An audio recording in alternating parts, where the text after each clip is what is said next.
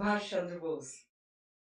The epithet Netaji has been traditionally used for Subhash Chandra Bose. Only someone of equivalent stature should inherit it. History is long enough. I'm sure someone will turn up. For over half a century, our nation has stumbled, run, fallen, rolled, got over, and dusted itself and counted. But now, in our 76th year, as a free nation, ladies and gentlemen, the ride has brought us to the edge of time's great precipice. जी हाँ, आज बात उस महानायक की। आज हम नेताजी को याद करेंगे। वैसे तो 365 दिन उनका स्मरण होना चाहिए, जिस तरह के भारत की उन्होंने परिकल्पना की थी और जो कुछ उन्होंने इस भारत को देने की कोशिश की थी, वो हमेशा हमें याद रखना चाहिए। आज मोइरांग दिवस के अवसर पर मैं सबका, आप सभी का अभिनंदन करती हूँ।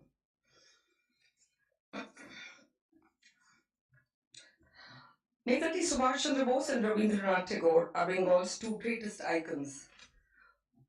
Right from his student days in Cuttack, Bose had been enthralled by Tagore's poetry.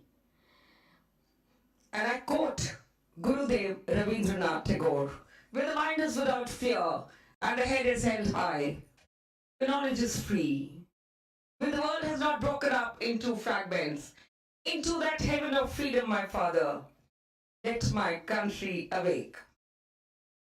The dignity and forbearance which you have shown in the midst of the most aggravating situation has won my admiration, said Tagore to Netaji. Today, I pray for my country, and I pray for a man who dreamed a dream that appeared more of a mirage, to the hapless millions who had forgotten what it meant to breathe in free air. ये प्रार्थना है कि हम असत्य से सत्य की ओर चले, but before that, I would like to request all the dignitaries to come on the dais for the lighting of the lamp ceremony. Our chief guest, Professor Ashutosh Sharma, President, Indian National Science Academy, former Secretary, Science and Technology, India. Guest of honor, Hindol Sen Gupta, Vice President, Invest India. Our keynote speaker, Shaurya Doval, Economist, Director, India Foundation, and Managing Director, Torch Investments. Shri Abhay Kashyap, Secretary General, Netaji Subhash Bose Trust. Shri Arun Chawla, Director General, FICCI. Professor Makhan Lal, Vice Chairman, Subhash Trust, and a fellow VIF. I request you all to please come and let's have the lighting of the lamp ceremony. Please join me on the dais.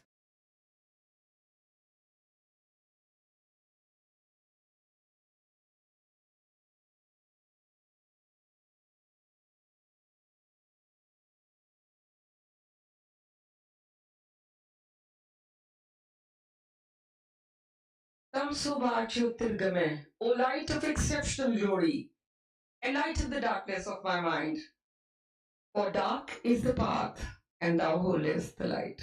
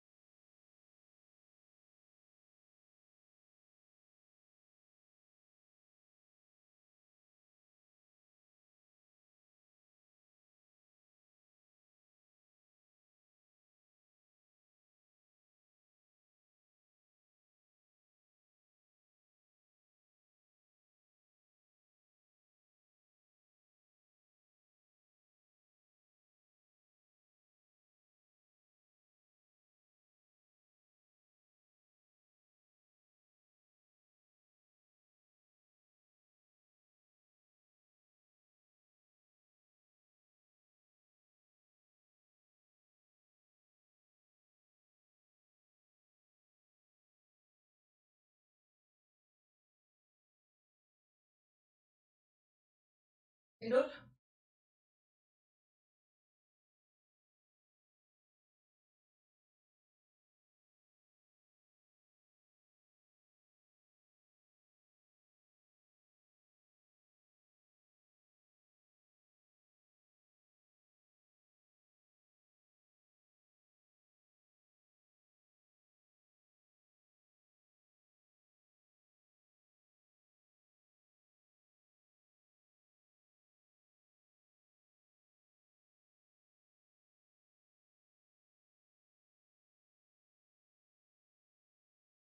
I now request the Secretary General to please present a token of appreciation to all our eminent dignitaries here,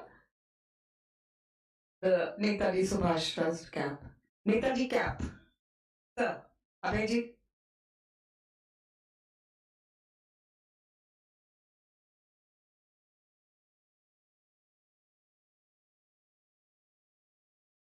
जय हिंद. थोड़ा जोर से बोलना चाहिए ना, तालियों में आवाज नहीं है.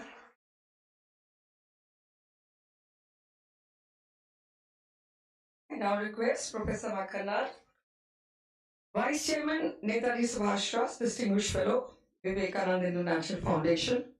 Please give the welcome address as Brigadier Chikara is unwell. Thank you, sir.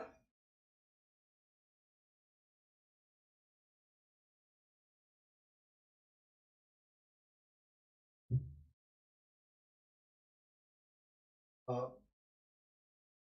Shri Arun Chawla ji, Gloria Dole ji, Shri Hindol Sen Gupta, Professor Ashutosh Sharma, Abhay Kashyap ji, and everybody present in this hall. It's very privileged duty to say welcome address.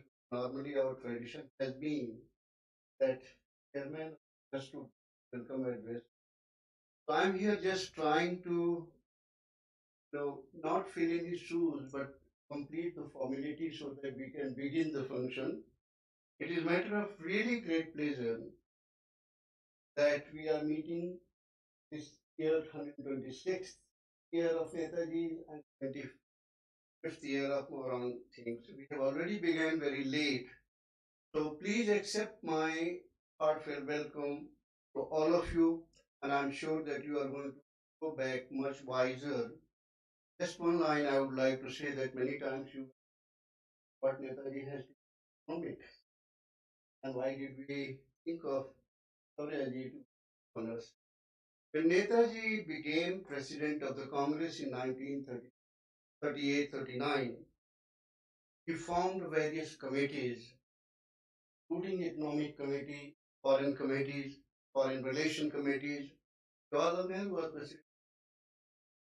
Netaji always had a preliminary preparation for everything. He always wanted to be prepared not only to welcome the independence, but also what are the areas we are going to prioritize and how we are going to take steps those directions. Economy was one very important in the eyes of Netaji. And this is where I would like that to save the time. I would say that it's very much part of Netaji's dream to we should think about it now, how the economy should reach to the lowest level, and we are going to hear about that. With these words, I welcome all of you, and Shauryaji, we are very grateful that you accepted our invitation. This and also my deep gratitude to all those present on dais and once again all those who came to hear this. Thank you very much.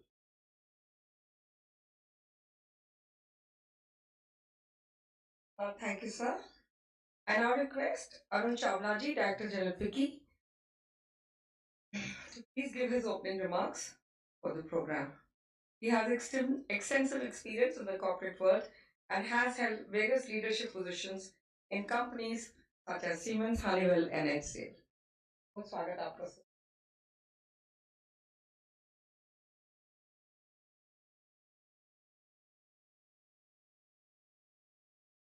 Professor Ashutosh Sharma, President, National Science Academy. These are behalf of men's player to extend our way. Vicky shares a very special bond, relationship, I and a trust. It's always been a here to extend our support and revisit, rekindle the significant contribution to the Indian freedom inspires us today. Kevin, I ask for you. I warmly welcome Professor Subhash Chandra, President of the National Career Founder of India Foundation. Other esteemed speakers will join us today. Ladies and gentlemen, Netaji Subhash Chandra Bose is one of the iconic leaders of the century. Found impact on successive Indian generations due to his inspiring and immense contribution. The Indian National Army of Netaji was a startling example of their warcraft and able leadership quality. Serious battles at Imphal ignited a new national kindled patriotic fervor, countrywide risings, acts of rebellion. Eventually, sent the British Empire towards its early existence. It was on April 14, 1944, when Colonel Shaukat Ali Malik of Azad Hind Fauj marched into Moirang along with soldiers and national flag. It was the first victory of India against the British forces. Unwavering commitment to the cause of Indian independence, sacrifice, always be. Today is celebrating the Moirang Divas to reflect upon the achievement of India's freedom struggles as India completes 75 years. Ladies and gentlemen, the Battle of Moirang was not just military victory, also spirit. It showed us, even in the darkest of times, great adversity can overcome a fear and fight for what is just. People of Moirang, both young and old, came together to defend their town. It showed us the true meaning of resilience and solidarity. Friends, Vicky's foundations were laid in pre-independence period in 1927. And though we are a business federation, we continue to draw inspiration from freedom fighters like Netaji, who had a vision of making India self-reliant and progressive nation. Netaji believed India possessed an indomitable energy and spirit and poised for greatness, and India aspires to secure its rightful place in the Committee of Nations during the Amrit period. Netaji's economic policies continue to serve as a guiding principle for the country's economic growth. He advocated for the promotion of indigenous industries, infrastructure development, and equitable distribution of resources to achieve a self-reliant and prosperous India. Let me conclude with Netaji's famous words, and I quote, "One individual may die for an idea, but that idea will, after his death, incarnate itself in 1,000 lives." Unquote. Ladies and gentlemen, the ideas, ideals, and dreams propagated and professed by Netaji will live on. We, the citizens, need to put our best foot forward to eventually achieve Netaji's vision of an Atmanirbhar Bharat. With these words, I once again welcome you all to this program and thank you for being with us. Thank you.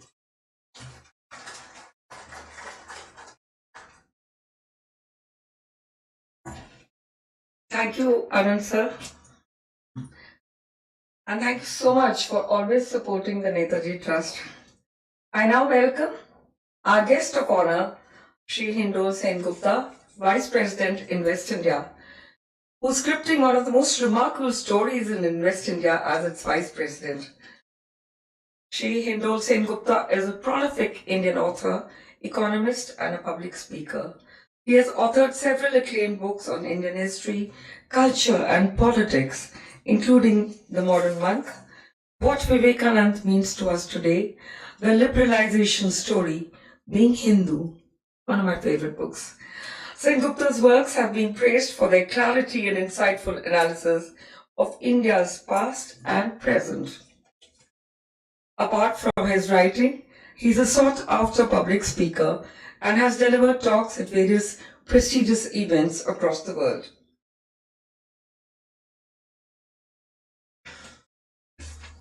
Please welcome with a spirited applause Hindol Sen Gupta ji, our guest of honor today, to the lectern.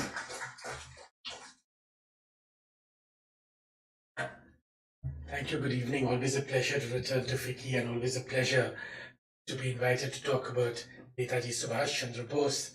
I have a few succinct remarks to make. I have to rush away to another meeting, so I'm cognizant of the time. But I'm here to say a couple of things that I want to share with you. The legacy of Netaji Subhash Chandra Bose is remembered for many, many things, including, of course, as everybody knows, raising the first independent army to fight the British Raj, traveling through land, crossing land borders into Europe, coordinating and then returning in a U-boat, no less, to Southeast Asia to raise an army. But beyond all of those adventures, I think Netaji Subhash Chandra Bose has a few things to teach us. Number one, Netaji Subhash Chandra Bose had a clarity of political thought. It is often forgotten that Netaji Subhash Chandra Bose left the Congress, the Indian National Congress of that time, in extremely acerbic terms with Mahatma Gandhi. He had had a fallout with Mahatma Gandhi. And as the biographer of Sardar Vallabhbhai Patel, let me also say that he had had a fallout with Sardar Vallabhbhai Patel. He had had a fallout with the leadership of the Indian National Congress of that time. He believed that Mahatma Gandhi was not being entirely democratic, in a sense, in putting forward, candidates for elections in the National Congress. And you will notice how history repeats itself again and again, not just in our country, but around the world. But the same sort of complaints that Netaji Subhash Chandra Bose had against the Indian National Congress were destined to be repeated many years later by people like the personal history of Sardar Vallabhbhai Patel and Baba Saheb Ambedkar. All of this is forgotten today. It must be remembered. Also, we must not forget that after Netaji Subhash Chandra Bose left the Indian National Congress, his brother Sarad Bose wrote an extremely acerbic letter to Mahatma Gandhi explaining in detail his point of view of why Netaji left. My third point, having left the Indian National Congress, Netaji could have started a different political outfit within the country or within his beloved Bengal. Instead, he took a tougher route. He wanted to strike at the very heart of the British Empire, and he believed just through a Gandhian process would not entirely do the trick, or at the very least would not do it quickly. Therefore, he had the audacity, and I think we must, as an audacious nation which wants to leapfrog its destiny and fulfill its vision, we must remember that Netaji Subhash Chandra Bose represents the audaciousness of an individual to take the toughest route possible to raise an entire army against the British Raj. This, had he not done it, it would have been inconceivable that this could even be done. Then Netaji Subhash Chandra Bose also represents, and many people don't know this, but as a historian it's important to underline this. India's national freedom struggle, India's freedom movement was not only based out of Gandhian secularism or Gandhian non-violence. There was a huge revolutionary portion to that history. And Netaji Subhash Chandra Bose was one of the finest and certainly the most important figure of what we in Bengal would call the Ogni Jug, the Age of Fire. The Age of Fire brought together many incredible personalities who all believed in armed revolution against the British Raj. Of those people, and representing the culmination of that yug, so to speak, Netaji Subhash Chandra Bose did one better than any of them. He did better than Khudiram Bose and Prafulla Chakya, and I can name you name after name after name, Master Shujjo Sen and all these people. He not only attacked the British, he raised an entire army. So he, in a sense, represents the culmination of a different stream of struggle against the British Raj. We must not forget this. In fact, it is Netaji Subhash Chandra Bose's efforts, even though Netaji's army lost in the northeast of India. Please remember that in the naval revolt, when the naval revolt happened off the shores of Bombay, at which point the British realized that the British were a seafaring power. They realized they couldn't even control the ships and the navy off the shores of Bombay. Many of the people who were revolting against the British were doing so in the naval revolt in the name of Subhash Chandra Bose. We must not forget this.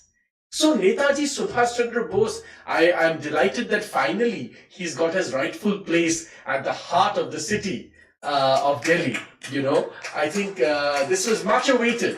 And Netaji Subhash Chandra Bose, a Renaissance man in every sense, a man fluent in multiple languages, a man able to use what today we call disguises in spyfare, is able to disguise himself effortlessly to cross over many land borders, even though the British is chasing him. The man who was able to slip out of British confinement in Bengal and escape their security net to flee them and raise an army. So he was truly a Renaissance man. A Renaissance man who believed that India deserved better.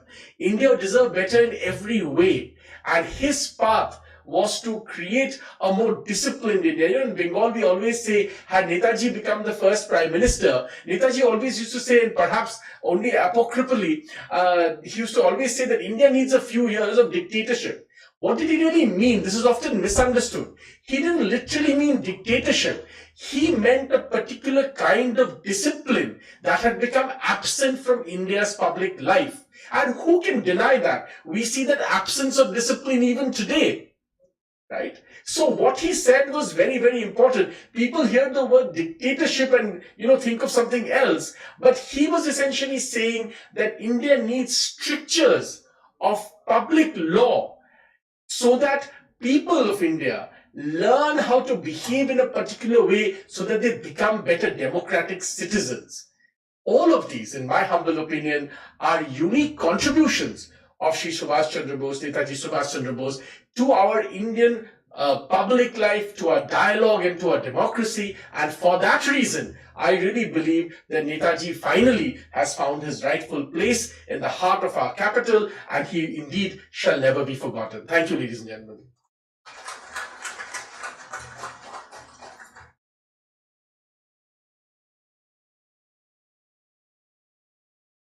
Thank you so much, Hindol, for sparing your valuable time.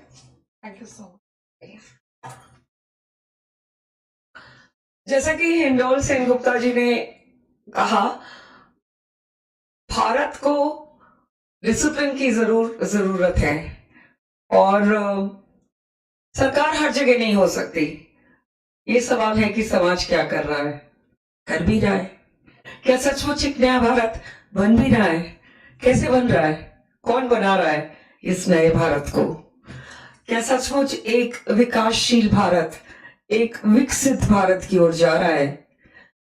कैसे जा रहा है? I would like to now welcome our keynote speaker for today. वैसे तो शौर्य दोवल जी किसी परिचय के मोहताज नहीं है, पर फिर भी I'd like to tell the audience about him. Shaurya Doval is the Managing Director at Torch Investments, economist and founder of the India Foundation.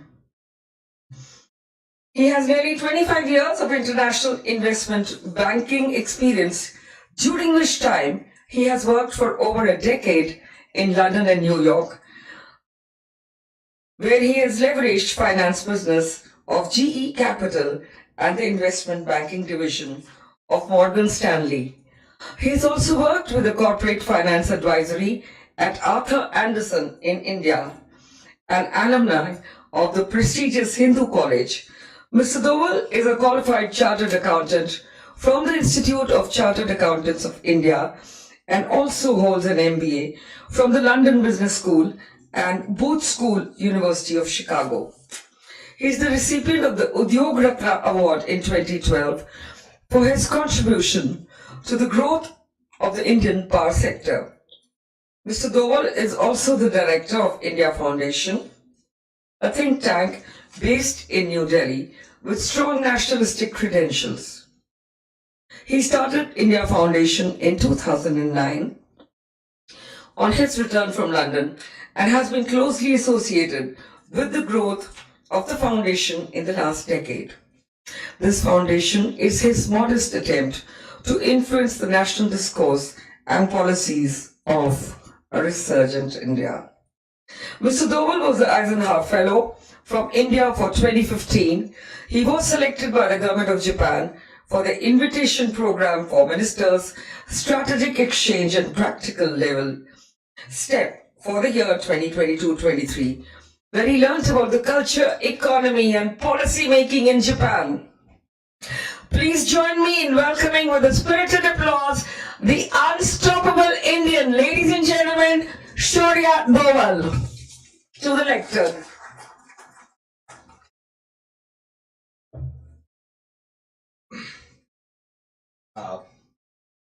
Dear distinguished guests, ladies and gentlemen, it's both an honor and privilege for me to be here to deliver the 18th Memorial Lecture on Netaji, his vision and legacy. Anything associated with Netaji, to be part of that is a matter of pride for every Indian, and it's even more important, as Hindol recently said, that we understand Netaji and his relevance as we think about India and its future.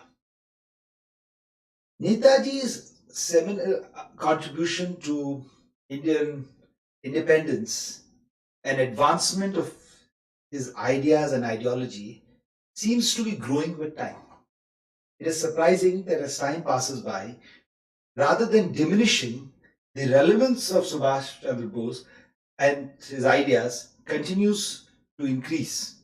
And I think that as India comes closer to its 100 years of independence, people will fully understand that by raising an army and attacking the British was not just a pure military exercise that he undertook. It was an exercise in national reconstruction in some ways, whose full effect is coming to bear, as I said, as time passes by. And of course, there were reasons why it was kept away from the Indians for a long period of time. But I think that, like all good ideas, like all ideas whose time has come, I think they can't be buried for too long. And if sooner or later the country will fully realize what exactly Subhash Chandra Bose did and how he altered the outcome of India's history. Planning the Indian economy on the basis of the ancient Indian economic concept of Arthashastra. This was the topic given to me to speak with all of you today. I am not a scholar like Hindol by training. I am more a practitioner. I can claim to know a few things about the Indian economy. I know very little about history, even less about the Arthashastra as such. But in preparation for this afternoon, I ended up doing some research on Arthashastra. And I was surprised that the amazing wisdom that I discovered as I read through it, which made me realize that this is a kind of book that really our policy planners must get exposure to and must actually probably even study in greater detail for guidance. And I'll explain the reason to you. I'll try to keep today's talk not so much in economic jargon, but in simple terms, so that you understand one of the reasons why I came to this conclusion that, Arthashastra is really something that we must really consider and seriously think about as we think about India's growth and planning of India's economy for the future. Let me give you two basic factoids. These are matters of fact. They are not my opinion. But, one, India has had 75 years now of independence in which we have tackled many problems. Our policy initiatives across the spectrum of issues has tried to solve many of the problems that we inherited. From food to disease, to defense, to foreign affairs, to infrastructure. As a nation, over the last 75 years, we have done a good job in planning in doing work across a whole host of issues, and have done a reasonably good job. But if you look through it, you will find that India has not solved, even after 75 years, not one single problem 100%.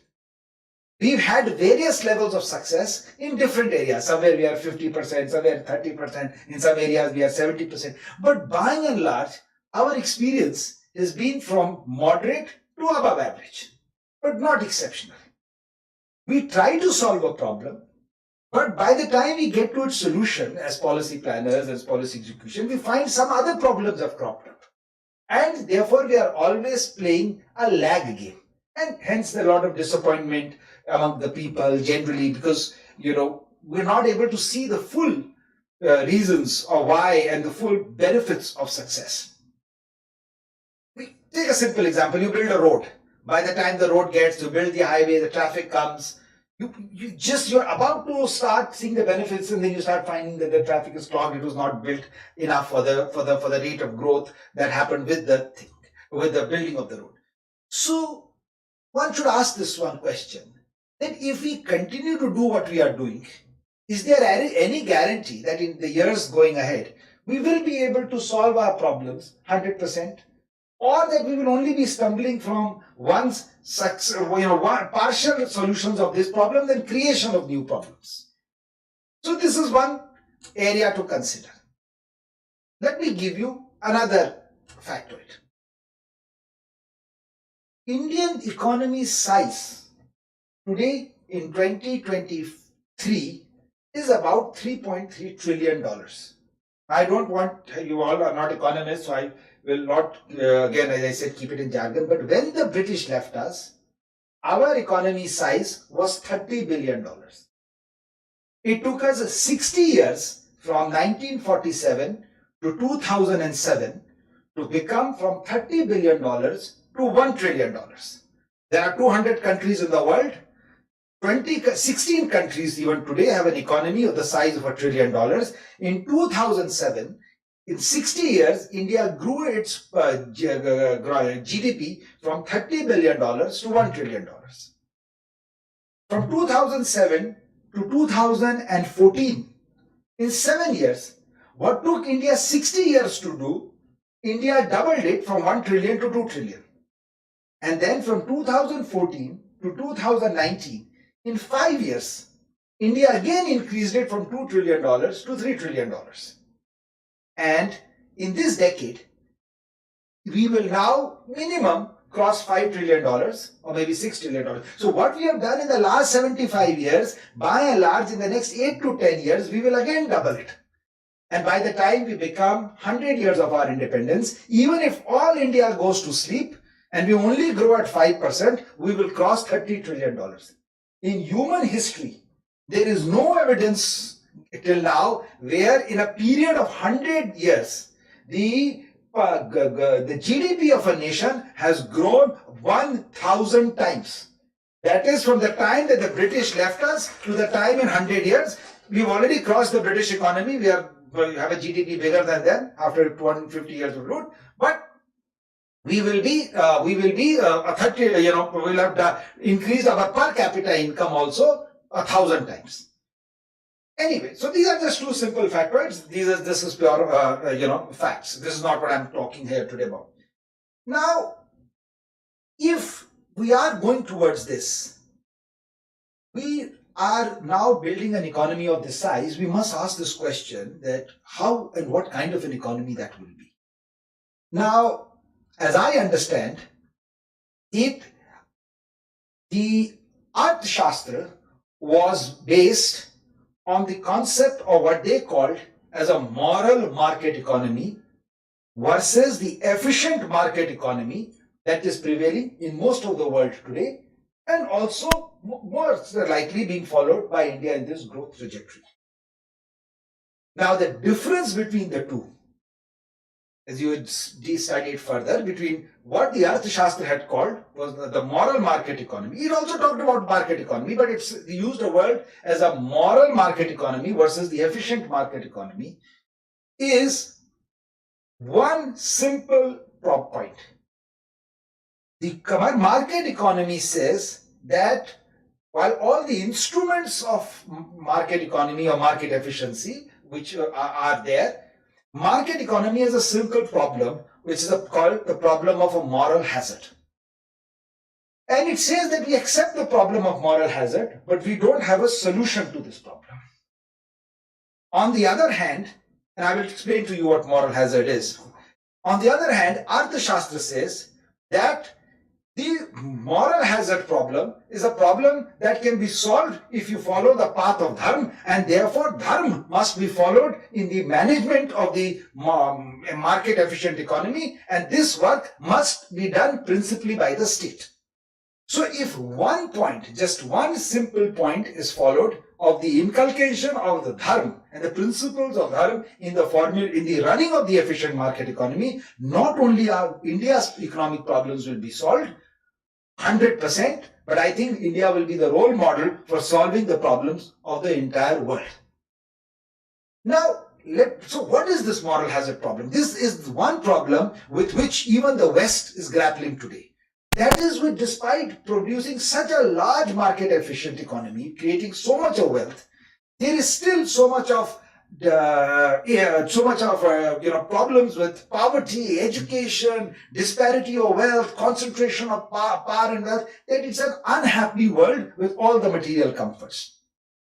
Now, moral hazard essentially says that when a party to a contract can take risks without having to suffer consequences, then whatever happens, the risk of a moral hazard increases. By the way, if I see time, please let me know. So I will cut my thing. Now, this is a fundamental problem by which most of the West's problems are occurring. That is, they are not able to solve in a modern efficient economy, as I said, which grows very fast, which creates a lot of wealth, the problem of moral hazard. Let me give you an example. I'll give you two examples. When a bank manager lends money to a company, the money is not his, the money is that of the depositors or the shareholders, and he lends this money to other people. Now, he has a problem of moral hazard.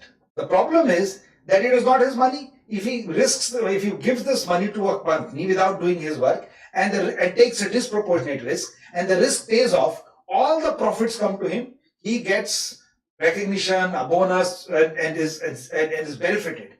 But on the other hand, if he takes this risk and the money is lost, there is no consequence to him, because it's the investor's money that is lost. There is a bailout, the taxpayer's money is put in, he still gets his salary. So by default, he will always take a risky approach because he does not have to bear the consequences of his actions. And when doing so, he does not realize, but because he takes more risk, everybody's cost of borrowing goes up. So suddenly the cost of capital goes up in every country, because now there is a risk that this money may get lost because there is a problem of moral hazard that cannot be solved. By and large, the 2008 global financial crisis, which was a huge banking crisis, emanated from this problem. That is, the banks were lending money that for which the consequences of the loss of which they were not responsible. Same thing happens again in what we are now seeing in the post-COVID world, and the world is looking towards an economic recession, is because of this. There is a lot of fiscal indiscipline by the governments. Now, what that means is that every government in the world is spending more money than they produce. It has, because it has short-run benefit. So if I'm a government, I spend more money than I earn, people are happy, I give out dole, I get the electoral benefits of this, and I get voted and I come back to power. But this is still debt. I'm borrowing this money. Now the later generations of my country will have to pay for this debt. I don't have to bear the consequences of that decision. I only get the benefit of that decision. I don't get the cost of that decision. So every government in the world is printing paper, printing money, as a result of which they did it. They have some justification. COVID happened, this happened, that happened. As a result of which, we are now again looking at a consequence of an economic recession, which will again make the poor much poorer in the world, and the rich much richer in the world, in the Western world. And the Western world again is grappling with this whole issue. How do we solve this? So the modern market efficient economy says we know the instruments of how to create the wealth. As I told you, India will go from $3 trillion to $5 trillion to $30 trillion. This is how United States grew. This is how China grew. This is how Japan grew. There is no, the instruments of that are clear. What they say is that we don't know how to solve this problem of a moral hazard, because as this growth will happen, these kind of problems will keep coming, these kind of things will happen, and the world will continue to become an unequal place. Today in America, in the US, about 10% of the people control 85% of the wealth, and 90% of the people control 15% of the wealth. And this has implications for health, education. So while the economy continues to grow, the world becomes an uneven place, world becomes a more dangerous place. Japan has just dropped Article 9 of its constitution and is rearming itself. And in the next 2 years, Japan's defense budget will be the third largest defense budget. In the European Union, after the Ukraine has happened, every European country is rearming itself. They have now will have 2% of their budget after 1945, the first time where they will be spending money on the budget. And because so much of wealth has got created, so much of money and technology is available, whatever happens as a consequence of this will be very lethal. So, post-industrial revolution, history has proved that you can have multiple cycles, but you can't solve the problem of the moral hazard. Now, it is surprisingly that in a very simple way, Arthashastra talks about the importance of the dharma, which is the rightfulness and the righteousness in economic activities. It says that wealth creation, which was this engine that I talked to you about, should be based on ethical and just means. An economic policy should be designed to promote social and welfare of all citizens. And therefore, in doing so, you have to, when you do, you are able to solve the problem of dharma and the state.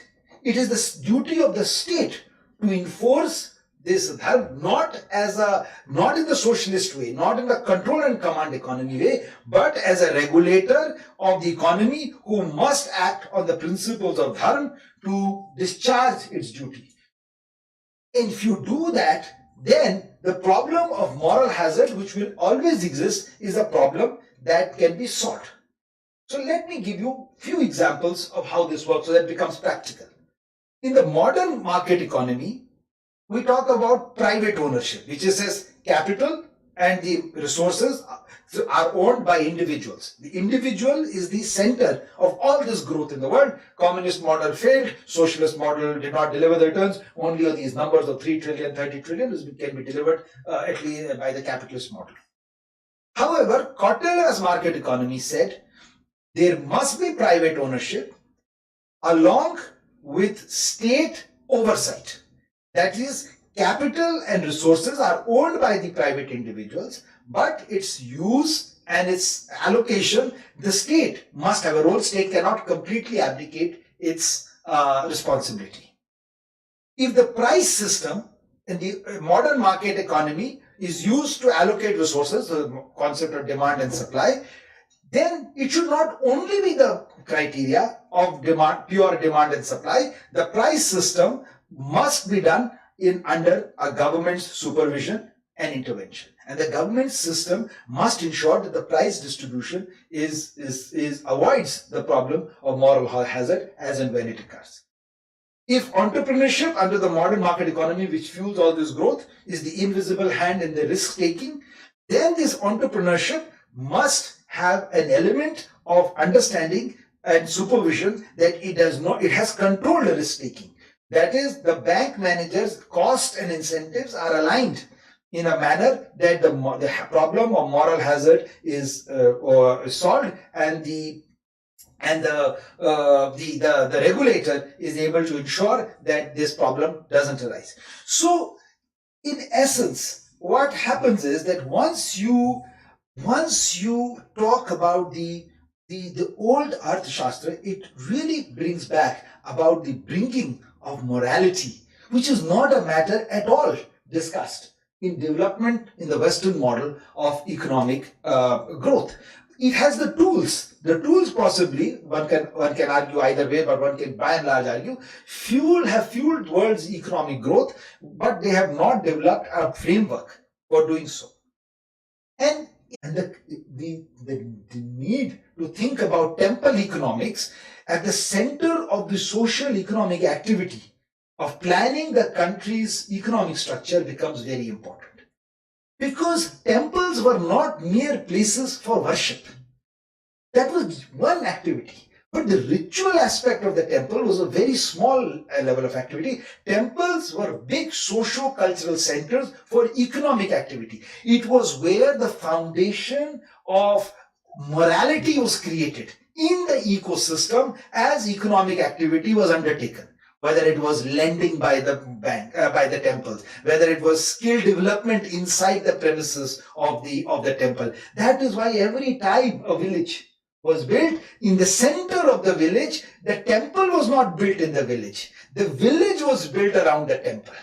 In the temple was the center around which much of economic activity happened, and much of the principles were laid about how economic activity, from manufacturing to trade to lending to economic distribution, were created. So this is something that is going to be now very important for us to think of how and we think about the future. Because, as I said, India's growth and India's trajectory from a 3 trillion economy to a 30 trillion economy is by and large set. This cannot be changed. But think of this, that India was an aircraft flying at 3,000 feet. When you are a $300 million economy or a $300 billion economy, the costs of failure were less.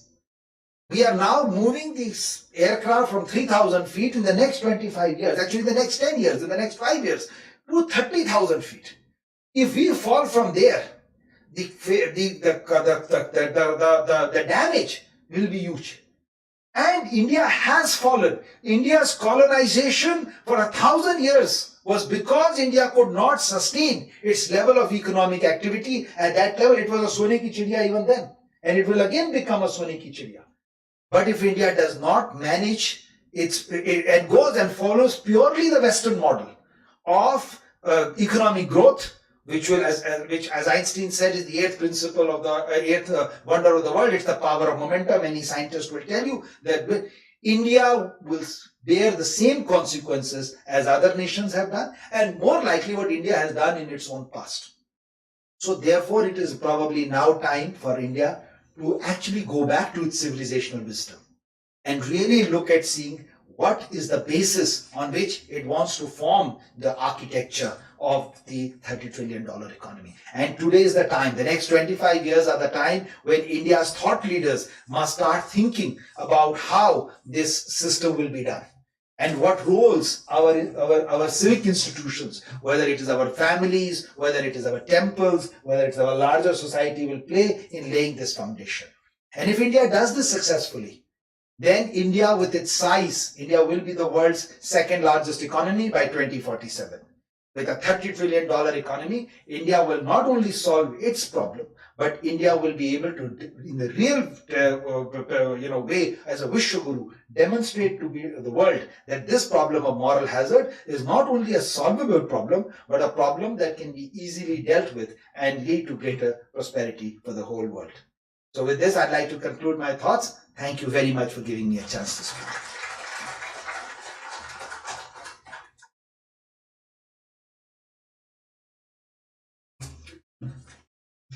Thank you sir, you were brilliant. आपने अपने विचार हमारे साथ साझा करे, आपका आभार. मैं मानती हूं कि जो आपने कहा काफी हद तक वो सही है और एक नया भारत ऐसे ही बनेगा. As you said, wealth creation should be created by profitable means and dharma should be important. So this is India's worldview, ladies and gentlemen. Ahimsa was so central to our worldview, but how many of us follow it? So if we look at the worldview of ancient India, I'm sure we get our roots, and it's time to fly. Thank you so much once again. And now I'd like to welcome amongst us as our chief guest, Professor Ashutosh Sharma, a prominent figure in the scientific community of India, serving now as the president of the Indian National Science Academy. He is a distinguished researcher in the field of chemical engineering and has made significant contributions to the development of nanotechnology and soft matter physics. He has received numerous accolades for his work, including the prestigious Padma Award in 2019. In his role as president of INSA, he is committed to promoting scientific research and education in India and has been involved in several initiatives aimed at advancing scientific knowledge, fostering innovation in the country. I now invite to the lectern one of the most dynamic secretaries of the Government of India and the President of the Indian National Science Academy, Professor Ashutosh Sharma. Sir, आपके awards पढ़ने लगूंगी तो 1 घंटा लग जाएगा. I was going to stop you, doing that. That's well. Here. Thank you very much. This is such a huge delight indeed that we are talking about Subhash Chandra Bose. And Arun Chawla ji talked about him, Indol Sen Gupta ji talked about him, Shaurya Doval.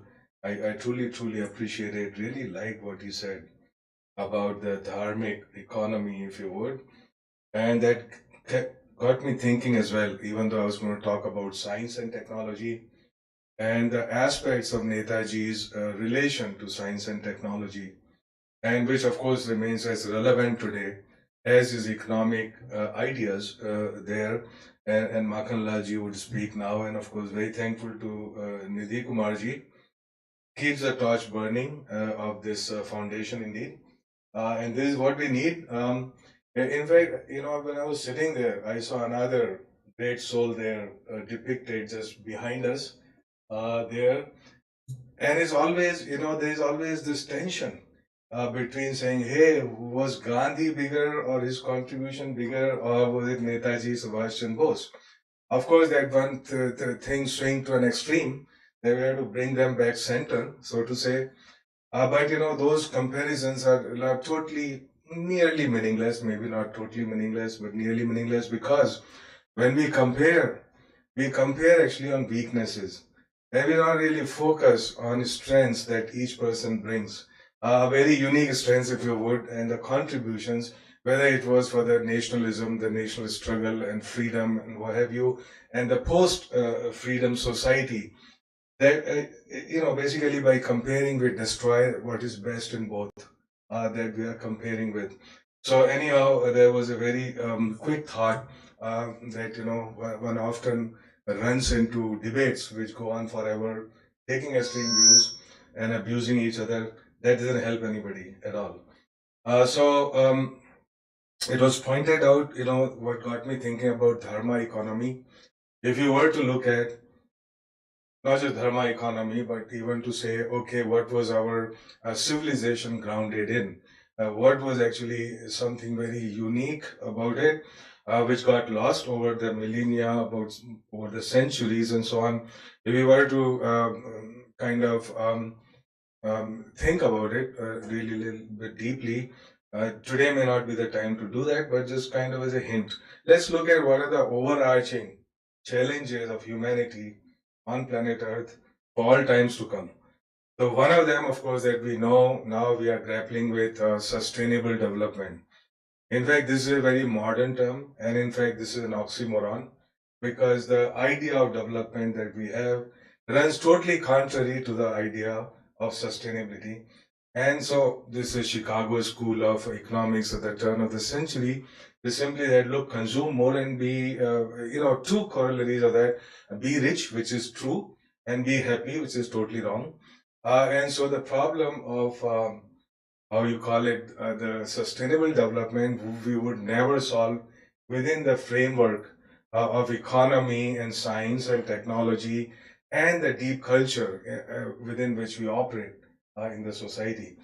And I mean, I would be happy if I was still around at the end of the century to see that the temperature rise is below 3.5 degrees Celsius and all the consequences and impacts they're going to have globally. So point is, whole lot of people, basically figure that by doing 5 decades of technology, good science, that you would be able to solve these problems. And not really, because the problem is not that of science and technology. While science and technology would tell you the increase the efficiency of consumption, which means per GDP, how much emissions you're going to have, and that suddenly one would reduce, but not the total consumption, because that total consumption is not driven by technology, it's driven by the greed of mind, clearly. So that, so they of course, there's no easy model to address that, save, some of the foundations on which our nation and culture was built. The second problem is even more fundamental than sustainable development. The second overarching problem is the rise of intelligent machines. And so it looks like, that's really good. I mean, we are making less decisions and people hate to make decisions in complexity. And in any case, we don't have all that data and evidence that we can integrate and get with a good decision. So autonomous decision that we outsource to algorithms and machines that nobody has any control over. So while technology makes a good slave, it's never a good master. This has been proven time and again. Now, what happens is this. Really, nobody in control, so it's an auto, all of this stuff, whether it is climate change, whether it is technology, the march of technology, and, rise of intelligent machines. Any intelligent machine, today, just open chat GPT, you would see it would write better poems than you. I guarantee you, anybody in this room, okay, it can write better poems today. Within 10 years, it can write better than Shakespeare and Hemingway combined. You give the theme and say, what is the conclusion you want? What are the characters? And it's going to write really good novel. I mean, there's absolutely no doubt about it. Okay, I mean, as a world chess champion had already become redundant in mid-90s. And today, the machine that beat the world champion in mid-90s gets beaten up by AI-driven machine that learns all the rules in 4 hours by itself, not through the games played by the grandmasters as the old machine, but so no matter if you're looking at art, all the creative pursuits that we have today, you're looking at art, you're looking at literature, you're looking at, of course, I'm not talking about manual tasks, everything that we call creative, that we call human, that we don't ascribe to machines. In every aspect of that, machines would overcome the human talent. Absolutely no doubt about it. Within 10 years. It's not even that much in the future. So, the point is this. Anything that we work on pattern recognition, finding new knowledge is based on pattern recognition. Machine can do it much better. All the science technology would be done through it. I sometimes laugh. I say all this scientific research and writing papers and reading papers were done by machines and read by machines, and the whole ecosystem of machines, if you would. So what's the role of humans in all of this?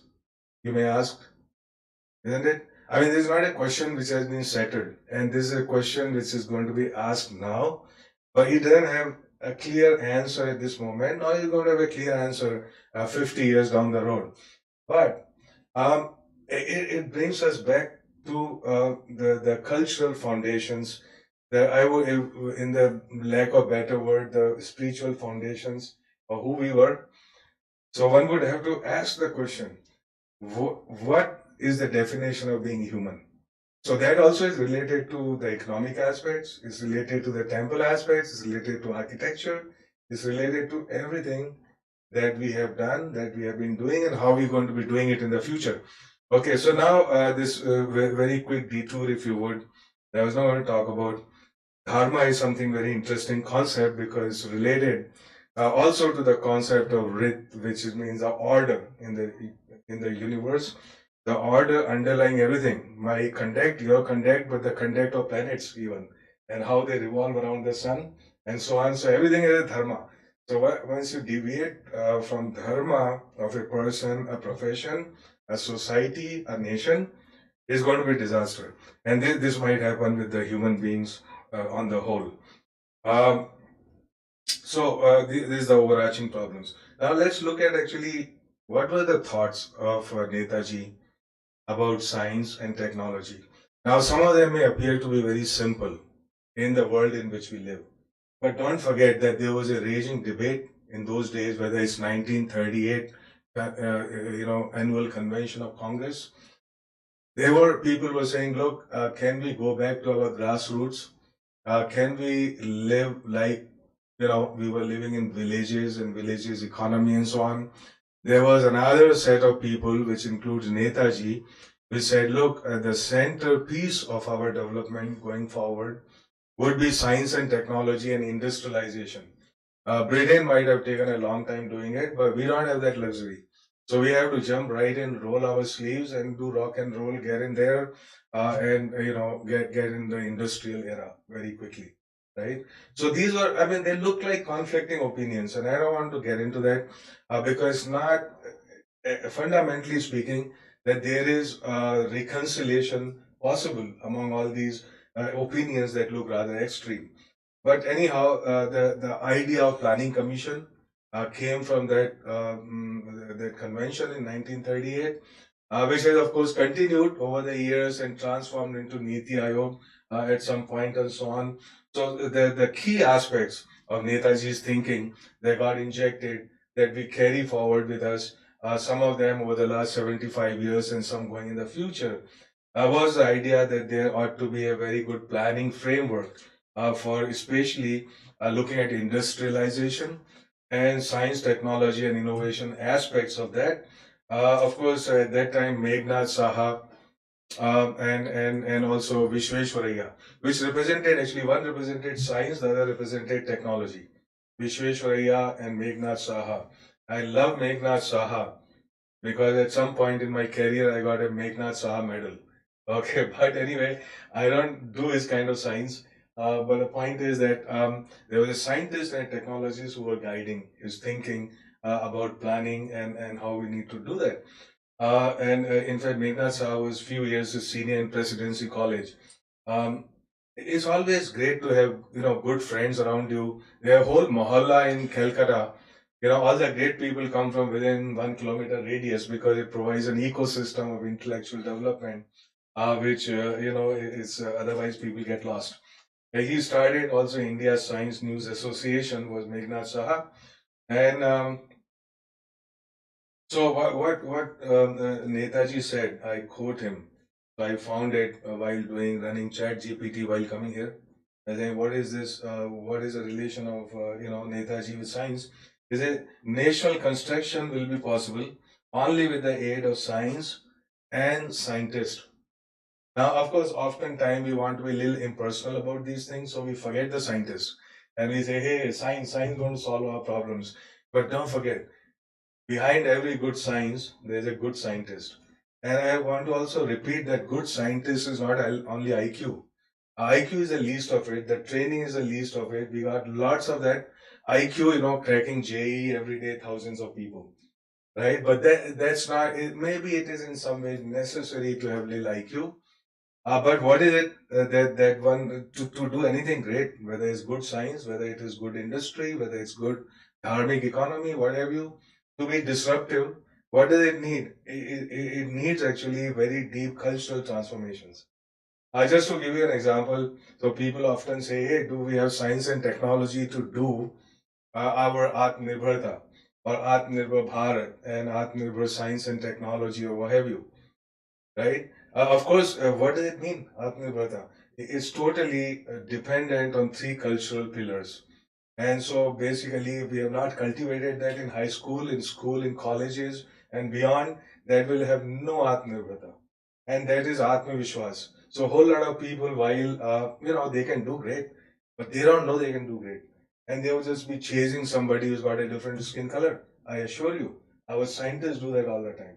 And they say, oh, maybe, this guy knows better, right? The fact is that the other guy is chasing you. I mean, you say, hey, this guy Indian, right? He knows science and technology, right? But we have a different stereotype. So we have no confidence that we know our problems and we solve our problems. Nobody else is going to understand our problems and solve them, much less care about them. So that confidence, cultural aspect is so important.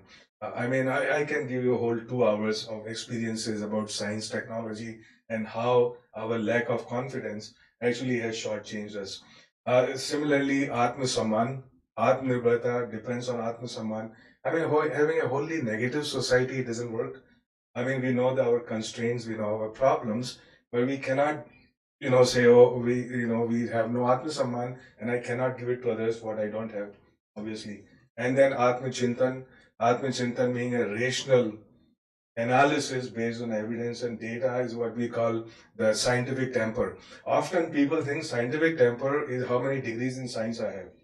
Okay, it's just inversely proportional to that actually, the scientific temper. That's because you see, scientific temper is not about science. It is about a rational analysis based on evidence, which is brutally not self-centered. That's the most important aspect about what you call scientific temper, which is cultural. Essentially, I can be a great scientist, doing experiments in my lab. As soon as I go sit in a committee and my nephew appears there, I'm going to lose scientific temper, obviously. So that is what scientific temper is, which is not inculcated in the class, not inculcated in the lab. And so these are the cultural pillars of doing great things for the society. And so I think that Netaji, all these people, when I look at the biography of, whether it's J.C. Bose, Acharya Jagdish and Bose, they're all products of that ecosystem, if you would. Even Raman later, or this man Saha, and so on. So all of them were nationalists. And this had not become a dirty word at that time. Okay, so, you say, look, I understand my society, I got solutions for it. And one doesn't have to be apologetic about it. One doesn't have to say, look, oh, does it look, I'm a scientist. So, I be at the same time, be for the society and understand. There's a tension between, in fact, today, between science and society. Most scientists think that their job is to do their science in the lab and then say, look, oh, society should take care of itself. Well, I owe nothing to society and so on. And society, on the other hand, looks up to scientists to solve their problems. And in fact, those problems cannot be solved without science. So this tension between what we may call the science and society has to be resolved at some point by somebody. And I think all of these people, including Netaji, was addressing that particular problem. And you say, okay, so they made, he also suggested that we make a research council. The idea actually came from there in 1938. And that research council, of course, over time, it transformed into government departments, it transformed into so many different, organizations, if you would, and so on. In fact, he was also the first to suggest something very specific, very interesting. He recommended the National Planning Commission, which was formed at that time. They recommended setting up a national chemical lab, which actually exists in Pune. And it was set up just about here. Yeah, okay. Yeah, I think it's a good lab. I think, it's doing well. Okay. Yeah, it's one of the labs. I mean, many things are set up 75 years ago. They could not continue to do well. It's not very easy. Things go down because of entropy. Anyway, so this tension about science and society, and by the way, we took some from some inspiration from this tension between science and society to declare it as a major theme of Science 20, which is part of G20. So it's called S20, is being championed by Indian National Science Academy, and so this theme is science for society and culture. Now, this is a two-way dialogue. So it is not only about how science impacts society and culture, but how culture and society shapes its science. And to understand this intercourse between these two major themes of our century is indeed something which is something very very major to focus on. Um, okay, so I think that anyway we said we're running late. Let me just quote, like I said, from Chat GPT. Let me quote what what Netaji himself said. He said, "The appearance of science and culture is to be warmly welcomed, not only by those who are interested in abstract sciences, but also by those who are concerned with nation building in practice. We younger folks approach the task of nation building in a thorough scientific spirit, and we desire to be armed with all the knowledge with modern science and culture can afford us." It was interesting to my mind that he is interchangeably using society, culture, and science. And that division has become now so big that it becomes very difficult to form a bridge between them, which would be equally acceptable to scientists and would be equally acceptable to society at large, so to say. So, he was also saying, in a philosophical vein, of course, the good science and everything, forming bridges required some philosophical injections. And I used to say, we who are practical politicians need your help. Who is you? Help. Who are scientists in the shape of ideas. So here is something about, between the dialogue between politicians, the policy, and scientists. In fact, I also want to probably conclude by saying that good science technology cannot work without good policy. And of course, I'll just, if I have to give a very quick example from my own experience, while being in Department of Science and Technology, one day we woke up and we said, hey, it's actually criminal in the country to do surveying and mapping. Now, can you believe that? For 200 years, from the time of British, it was criminal to do surveying and mapping without tedious approvals that require 8 months, even for the Survey of India. So it's not because of lack of science. We have the drones, we have LiDAR, you can do all of that.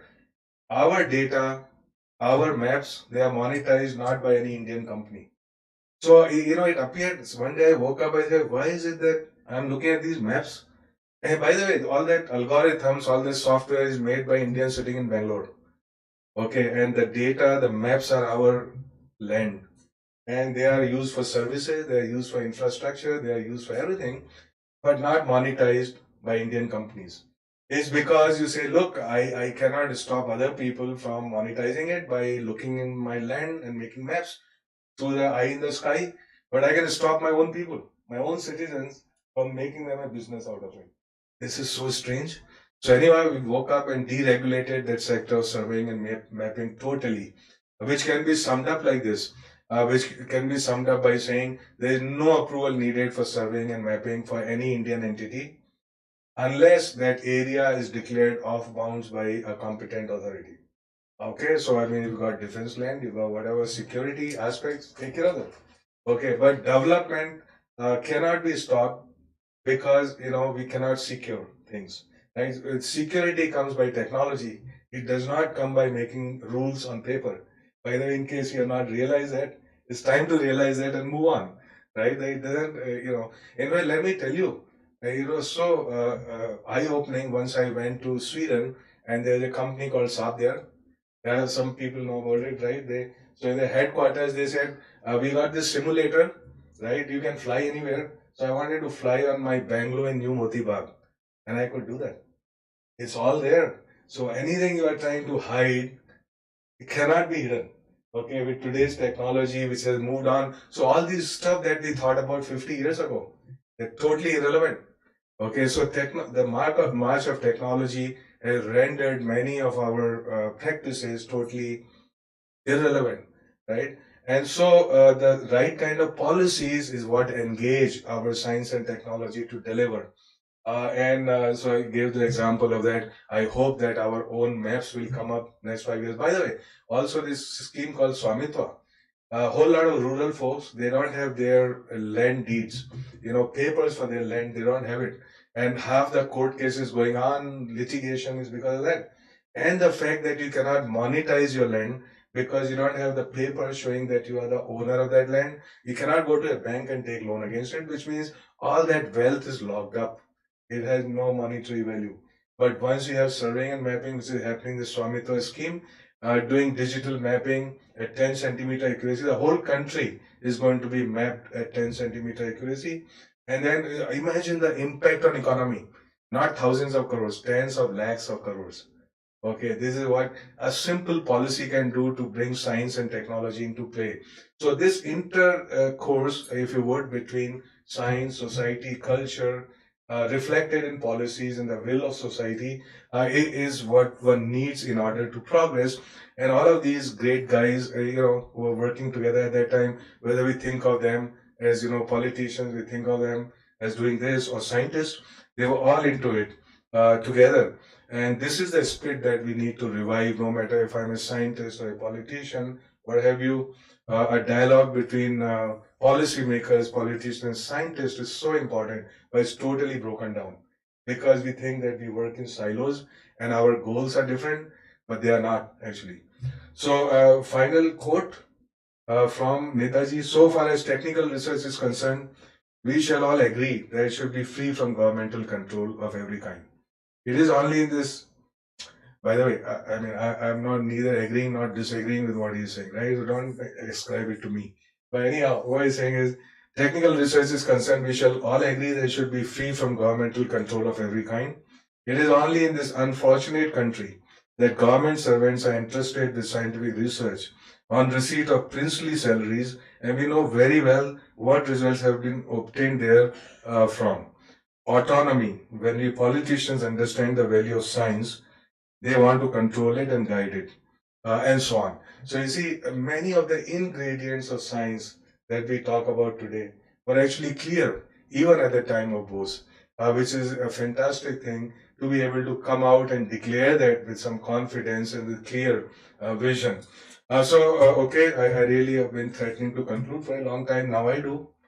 Absolutely. And I was looking at the guy, Tom Cruise in The Last Samurai. You've seen this movie, right? There's a, tell me how he died. He said, I would rather tell you how he lived. Okay, so that's the conclusion of it. And thank you very much.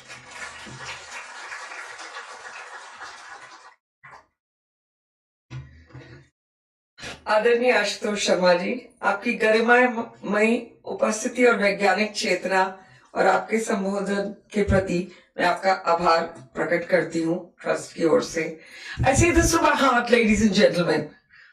I have worked with Sir for many years. He is the one man who has changed policies in science and technology in India. He's that one man who has ensured that, as mandated by our Constitution, Article 14, science communication reaches every home.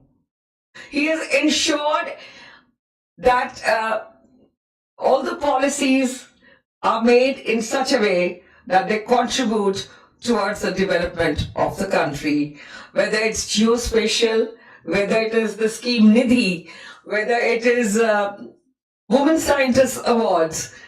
Every year, he has done it all. And I'm sure, sir, you will continue to guide and support all of us. And INSA will become a stellar place under your esteemed leadership with the very prestigious S20. बहुत बहुत धन्यवाद. अब मैं technical team से निवेदन करूंगी to play Netaji's favorite song.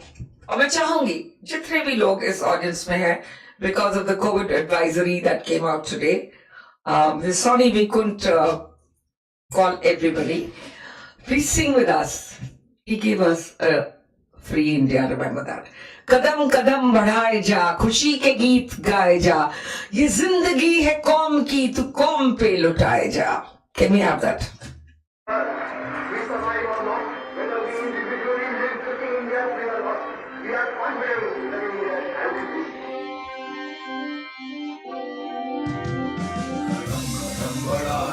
खुशी के गीत गाए जाए, जिंदगी है कौम की, कौम पे लुटाए जा. बढ़ाए जा, खुशी के गीत गाए जाए, जिंदगी है कौम की, कौम पे लुटाए जा.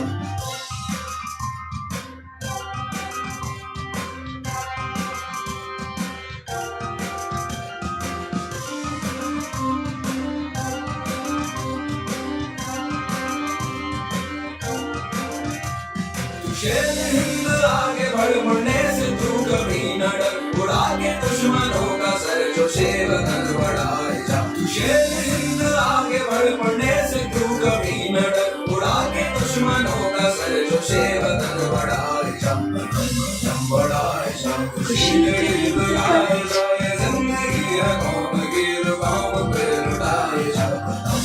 बढ़ाए जा, खुशी के गीत गाए जाए, जिंदगी है कौम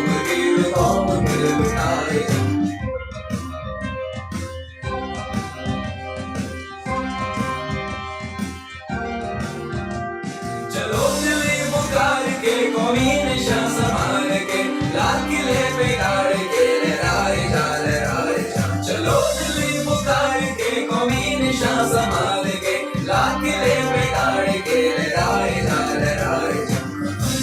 बढ़ाए जा, खुशी के गीत गाए जाए, जिंदगी है कौम की, कौम पे लुटाए जा. बढ़ाए जा, बढ़ाए जा.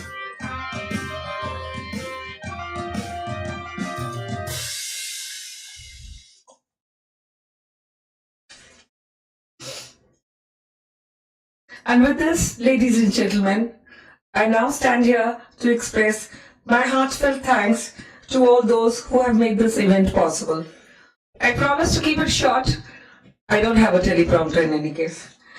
I would like to start by thanking the Chairman Netaji Trust, Brigadier R.S. Chikara, who's always been supportive of our initiatives and encouraged us to strive for excellence. My sincere thanks to Professor Ashutosh Sharma for taking out his invaluable time to be present here as chief guest. I had to cancel his Jaipur program. I'm sorry for doing that, sir.